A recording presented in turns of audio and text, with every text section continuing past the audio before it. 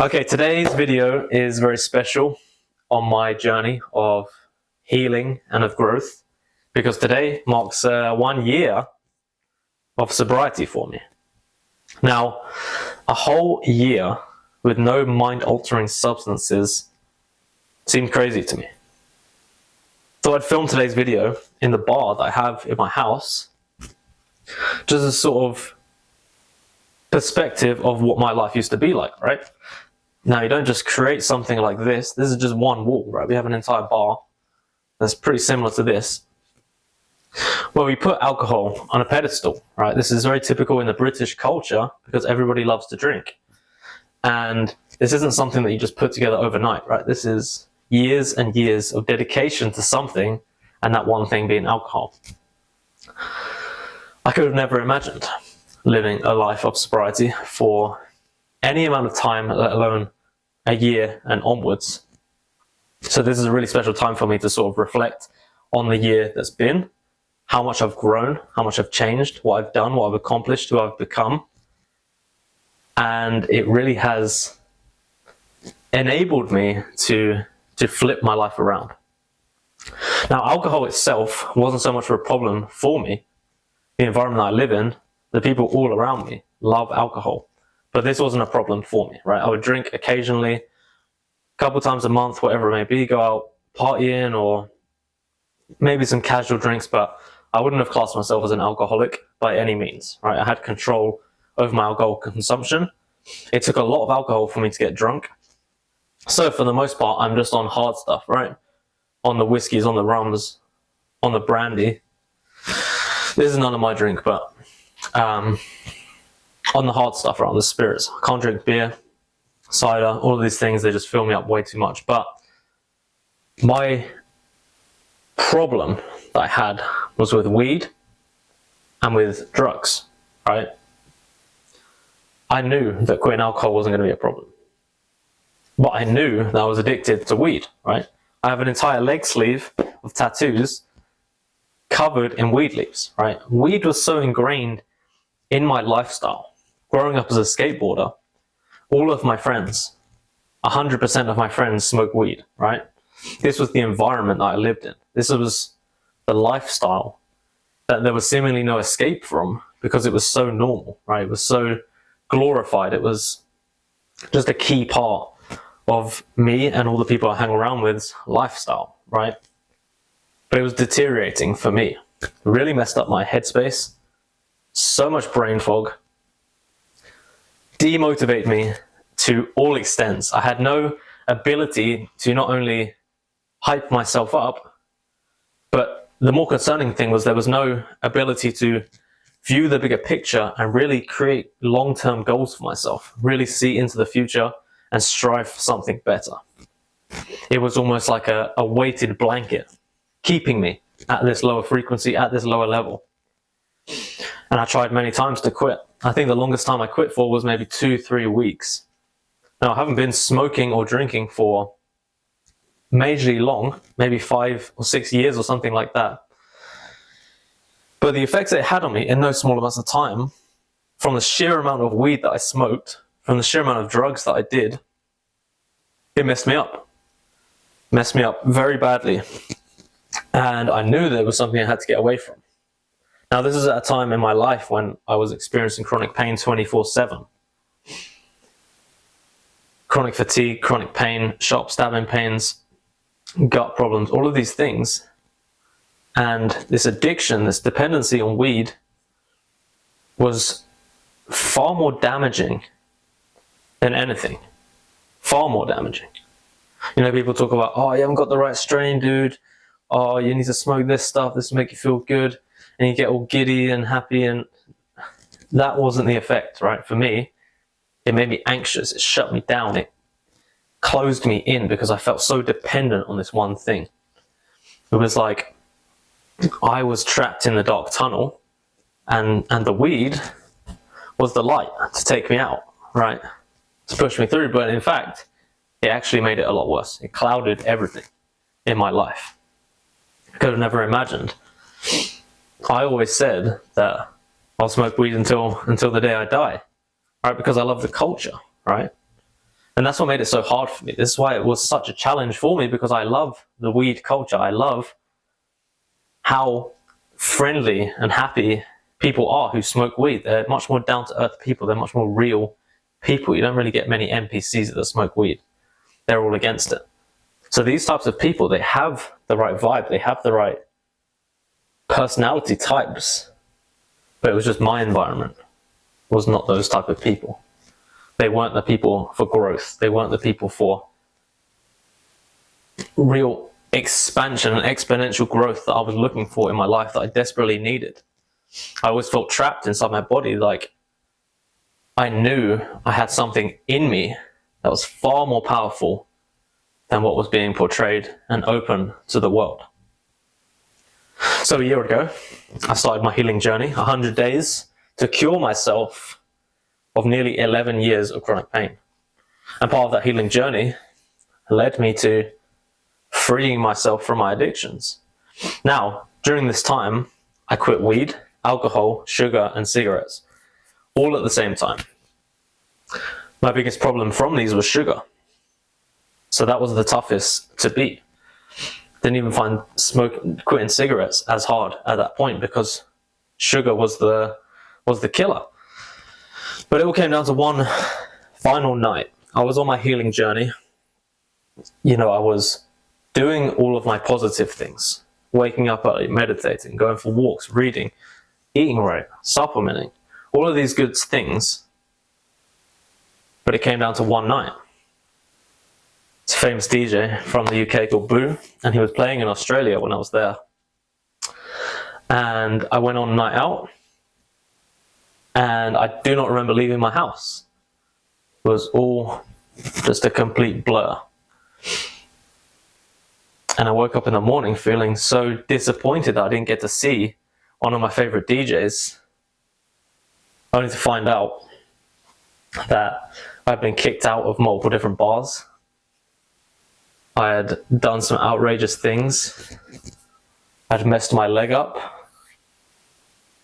Now, although not malicious, I'm not an angry person, I'm not an aggressive person, this was such a wake-up call to me that you have a serious problem. How can you just let something continue to control your life to this extent that you can't position yourself as a leader in your own life because you have these other things ruling you? And that's what makes this topic so interesting to me, is beating addiction is more than just beating the addiction, right? It's more than just forcing your way through the addiction and out the other side. This is when it becomes almost a label, like, yes, I've beat this addiction. You're still tied to this addiction. The truth is, you need to free yourself. Free yourself in all aspects. Free yourself from your previous life. Free yourself from the addictions. And now no longer you are someone who has beaten the addiction, or you have been sober for this long. It's, I'm now free. I'm now my own person. I'm now Jack the winner. I'm now Jack version 2.0. Every day I'm getting better and better. I found labels to be one of the most detrimental things in my life that kept me at this lower frequency. It kept me from really developing in my personal life and in my business life, because I was just tied to these negative things. And the world around you loves to give you labels. You're someone who suffers with chronic pain. You're an addict. You're a loser. All of these things, the more you hear these words, the more your reality adheres to them and creates pathways for you to exist in them. It's been a very special journey. But now that I am sober, actually I'll talk about how the process sort of went, right? What I actually learned from being sober. Now, within the first 3 weeks, it was strange. I was hyped, I was pumped up, but it was new, right? It was a new lifestyle for me of of openness and a real freedom. But 3 weeks without anything doesn't seem big. But the house I was living in, I was living with people who smoked weed every day and who went out partying every single weekend. So now this meant for me, I had to have such will strength and determination for me to be better for myself. It almost doubled the test for me, right? But within those 3 weeks, I was trying to keep my mind occupied. I went for a lot of different walks around some beautiful places, and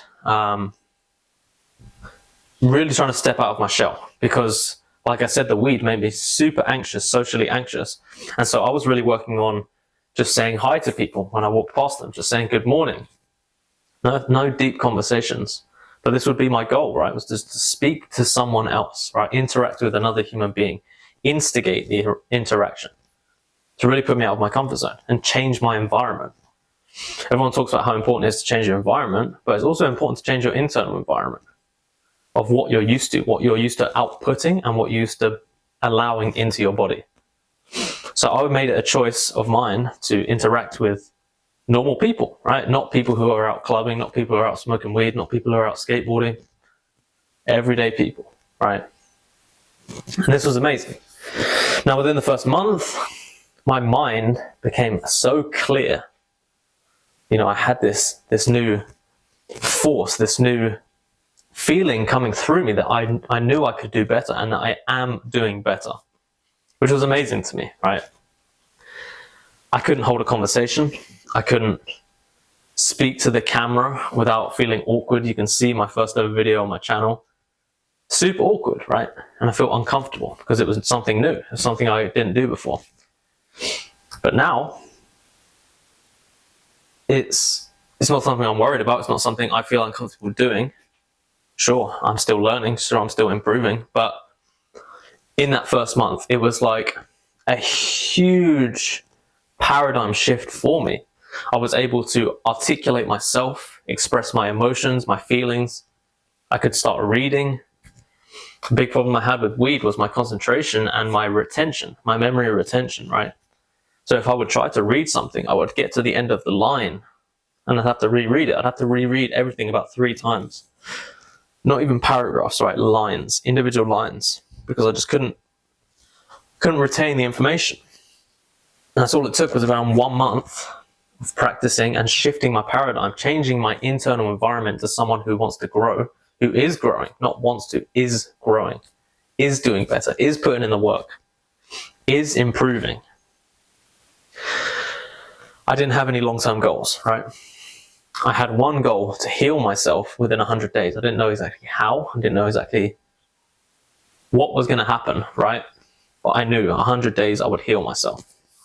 Now, within the first month, 30 days, my cognitive abilities were vastly improving. I could articulate myself, I could express myself, right? And I could retain information. Within month 2, I was able to have open conversations with people on the street, right? Random people, normal people, adults, right? Not children, not younger people, and not people on lower frequencies, high achievers, high performing individuals. I started going to a running club. Actually, before I went to the running club, I challenged myself to go for runs. Barefoot on the grass was the best way for me to learn. A lot more cushioning, a lot more padding, a lot more of a softer run and experience for me because of the knee pains that I had. Within month 2, I joined a running club, and I was starting to really build a network around me of people who were constantly improving and doing better things with their life. This was amazing to me. I'd never experienced anything like this. All the people that I was surrounding myself with were stuck in the now, right? They had no visions and views for the long term, what they wanted to do with their life, how they wanted to help their parents, how they could do things. And this really shaped my growth moving forward. Anyway, I'm going to wrap up the video. The biggest lesson that I learned from sobriety was to learn to love myself and the world around me. Everyone always questions, oh, what am I going to do when I want to go and have fun? How can you have fun without drinking alcohol or smoking weed or doing dumb shit with your friends? Well, you can still do dumb shit with your friends. You can still go out and have a dance. I don't not go out and have a dance and have a good time with my friends. I just don't drink. From the words of Barbara O'Neill, there is not one healthy dosage of alcohol. All it is a neurotoxin. It destroys your brain, destroys your cognitive abilities. And for weed, it may work for some people, but it definitely didn't work for me. And you need to have the vision, you need to have the self-awareness to realize, are these things that I'm putting in my body genuinely benefiting me? Are they opening new opportunities for me in a good way?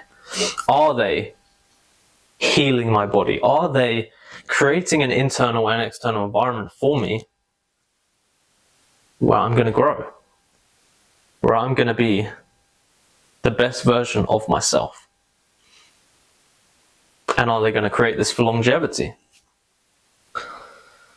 And if they're not, well, you know that. And you've probably been knowing that. It takes a lot of work.